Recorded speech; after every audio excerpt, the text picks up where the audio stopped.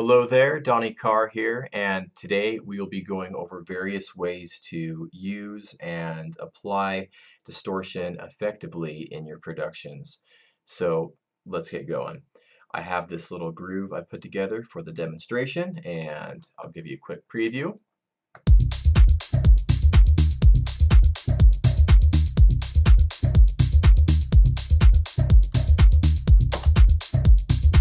Okay, so that's what we will be working with. It's very simple, but it will work great for what we're doing today.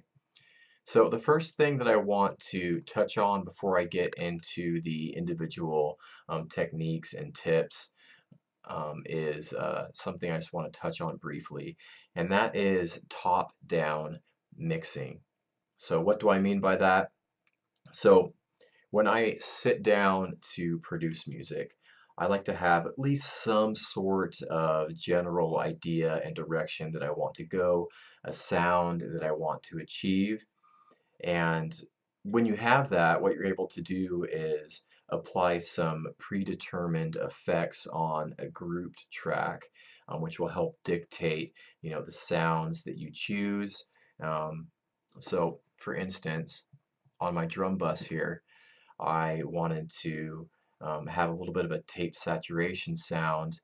I wanted just a touch of distortion and a little bit of compression using the 1176, which will also give it a little bit of character on all of my drums. That's kind of the drum sound that I wanted to achieve. And so I added these plugins, these effects, before I even started auditioning samples, going through different libraries, and that alone helped me pick out samples that will suit the sound that I'm after much easier. So I just wanted to touch on that. Top-down mixing can be a great way to work and doesn't have to be applied to a grouped drum track. It can be whatever you want it to be. So I just wanted to touch on that because I think it's useful. All right, so moving on. In this little groove here,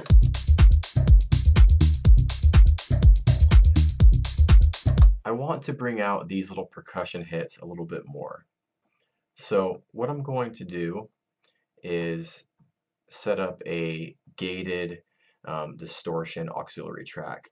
I have that labeled over here, but let's set this up. So I'm going to add a distortion plugin. I'm just going to go for the fast distort and leave it on its default setting. I think that is just fine for now. Then I'm going to follow that with a gate. So the Fruity limiter has a gate built in, so that's what I'm going to use. And I'm going to mute everything for the moment except for these percussion hits. And let's send some of this signal over to this auxiliary track. You can hear that distortion. And I'm going to mute the dry signal and just so we can hear the auxiliary track for a second. Okay. So I'm just going to make this a little bit bigger for a minute. I want to just chop the tail off on this track.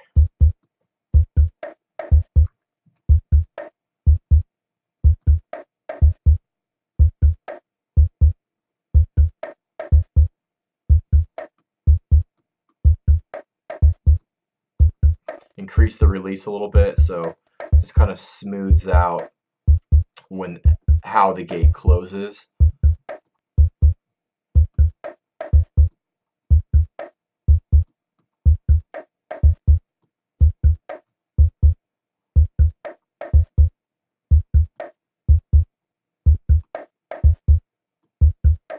Okay, I think that will work. So essentially, we're just getting a nice little burst of the distortion sound without the tail on the end. So this is without the gate.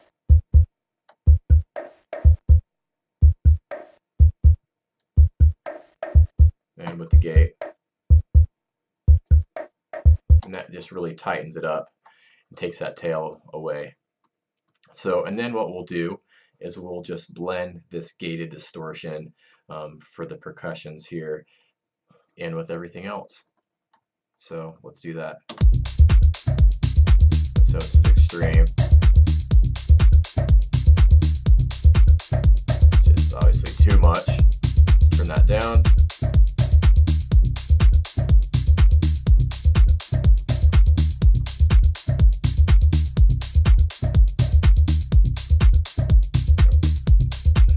And without it.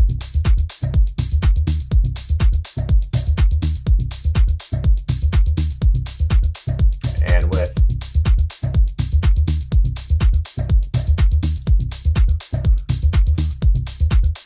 Yeah, just a little bit of that mixed in really helps those percussion elements poke through the mix a little bit better. Okay, so the next thing I want to show you is a very common technique, but it really does make a huge difference. So I thought I would at least go over this as well, and that is some just parallel distortion on all of the drum elements together. So again, I'm going to mute these other tracks, the dry track and that gated distortion track, and I'm going to add another distortion plugin on another auxiliary track, and I'm going to go for the Devil Lock is a plugin I really like for this. And so for this one, we're going to be extremely heavy-handed with a distortion. I mean, it's going to sound just destroyed. Almost. Let's turn these up. And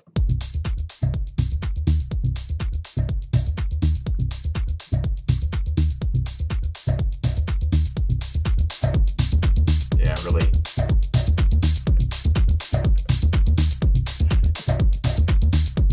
really crank that crunch up. And this is, and then again, a little bit of this mixed in very subtly is really going to help just warm things up, add that little layer of dust and grit and texture, which will help glue everything together as well. So let's just mix a little. I mean, you only want a little bit here, but a little bit will go a long way. So I'm going to turn everything else back on.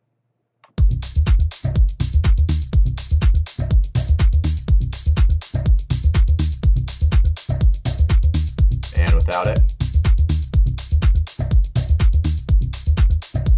And with.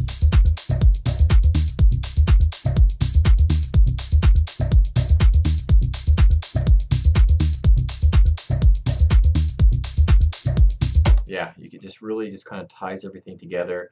Subtlety is key here. Again, you can hear it. Just really gritty, very low in volume, and that's all you need. So parallel distortion, it's a great tool. Try it out. The next thing that I want to share with you here is something I like to use on hats, but you can use this on a variety of different sources. And that's using some distortion to tame harsh transients.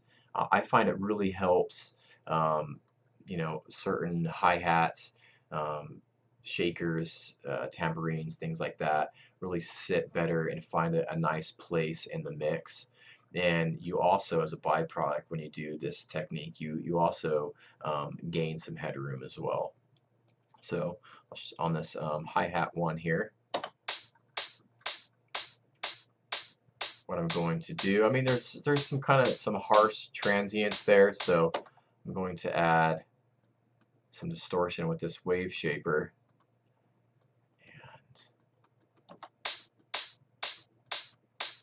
And push this up quite high.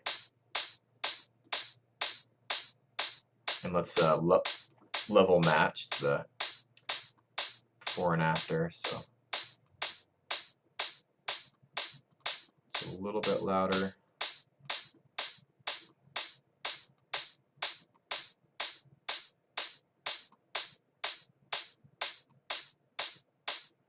You can see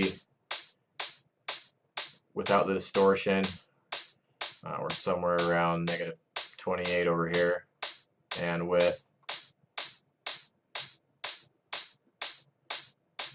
you don't really notice any decrease in volume, but now we're sitting at, you know, -32. So gain some headroom there, and kind of just tame those transients a little bit. Yeah. Let's hear it with everything else.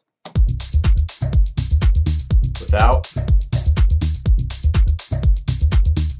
And with. Yeah. I think that's sitting better in the mix. So yeah, you could tame some harsh transients that way. It helps things, you know, find its place.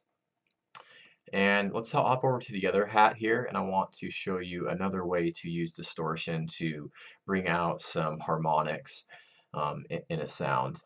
So I'm going to add a favorite plugin of mine. I'm going to go for the Moog multi-filter here. And so on this, let's just solo this hat so we can hear what's going on a little bit better. Get rid of these.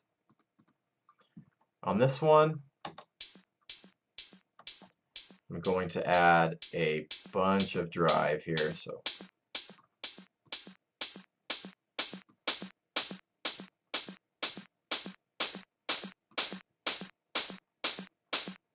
I'm going to pull back on the mix, and then let's level match this.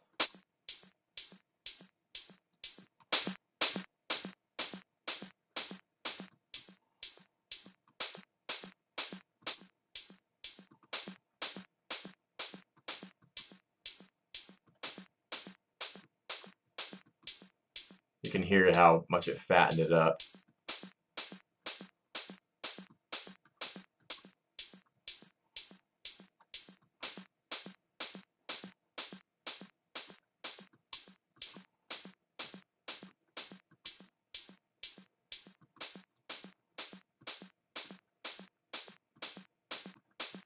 Maybe pull back on the mix a little bit more. Just mix in a little bit of that heavily driven sound.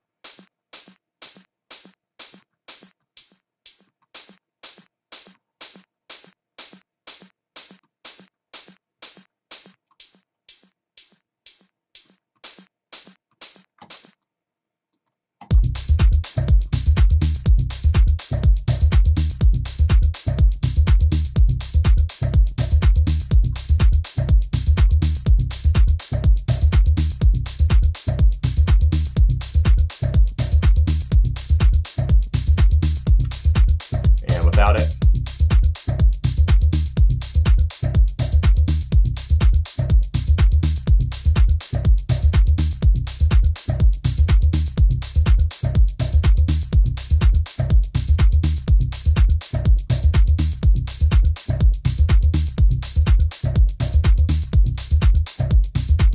Might be a little bit much on the drive.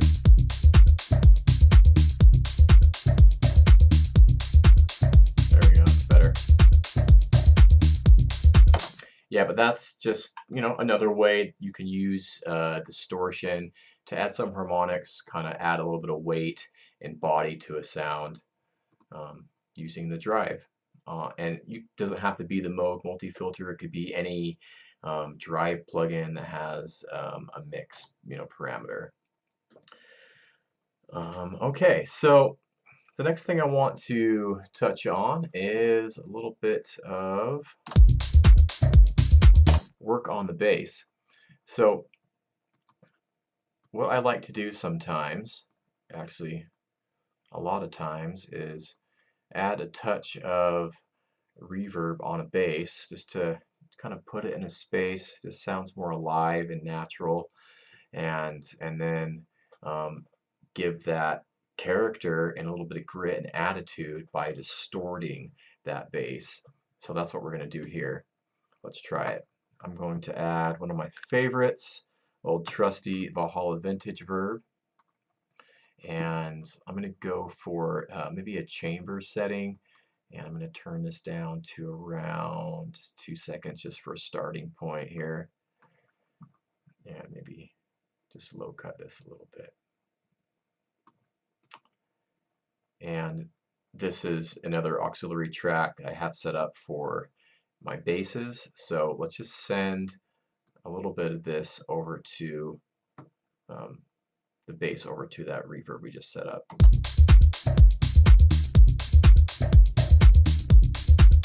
Cool.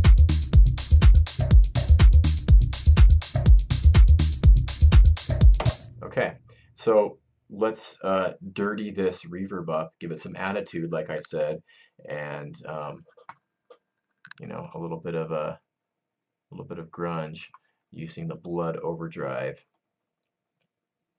I'm gonna kick this over to the drive preset here, and we'll just kind of play around with this color here, which is essentially just a resonant, you know, this is where the distortion is going to be affecting the sound as far as the frequency range goes. So you can hear kind of how it sweeps through.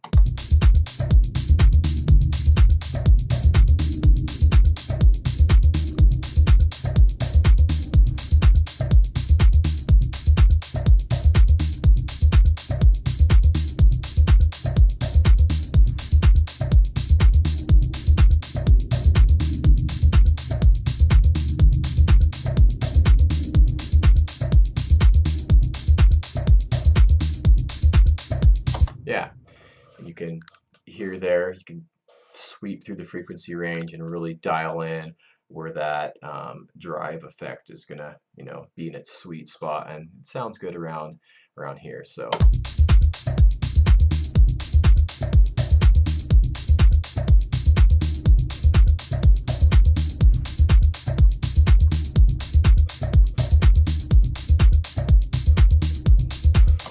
But yeah, adding distortion after a reverb or after a delay or after any sort of, you know, spatial effect, maybe even a chorus, can really help bring that sound to life, give it some attitude, and, you know, make it a standout, you know, make that sound stand out even more.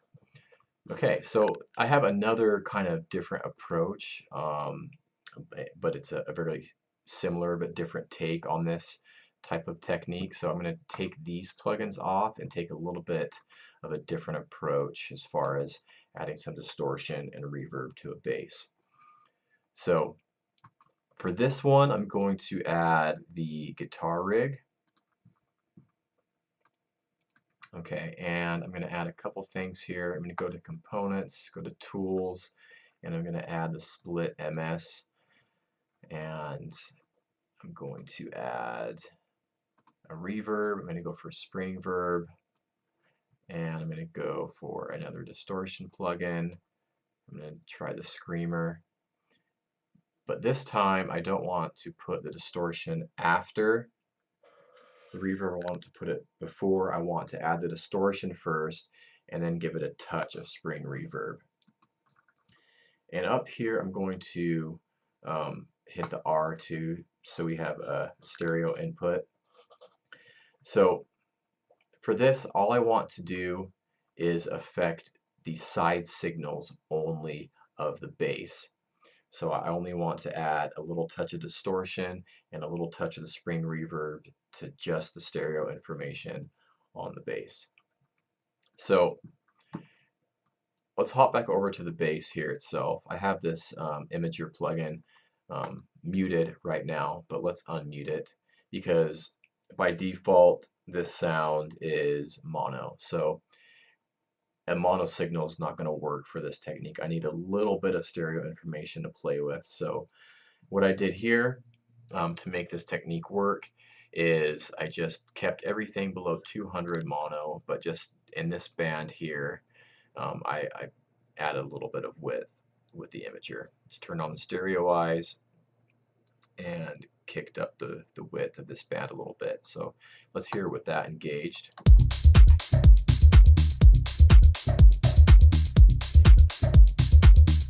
You can hear there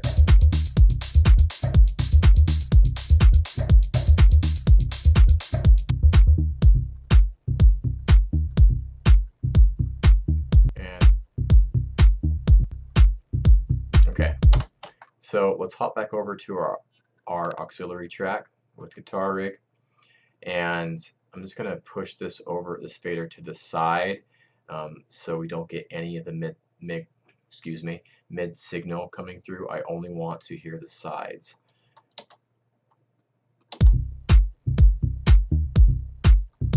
And let's add a little bit more drive here.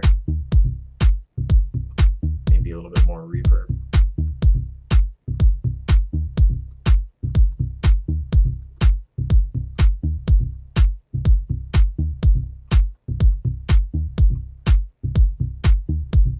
There we go.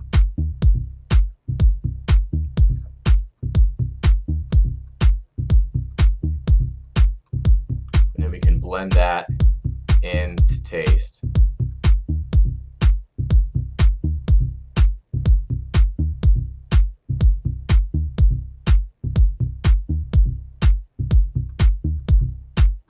But that's just a nice little way to add, you know, just a little extra ear candy and interest to a bass sound for people that will be listening back on stereo playback systems. You know, that's something that you won't hear in the club, but just a little extra ear candy for you know, stereo playback systems. So let's just mix a little bit of this in here with everything else playing.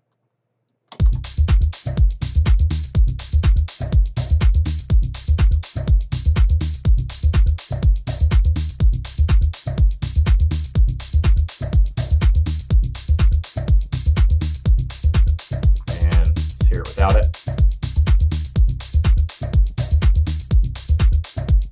And with.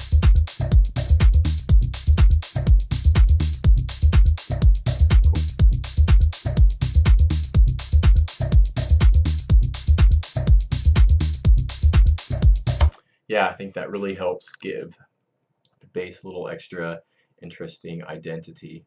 So that's it for this video. Hopefully you found some or all of those techniques useful. And this is Donnie. Catch you later. Cheers.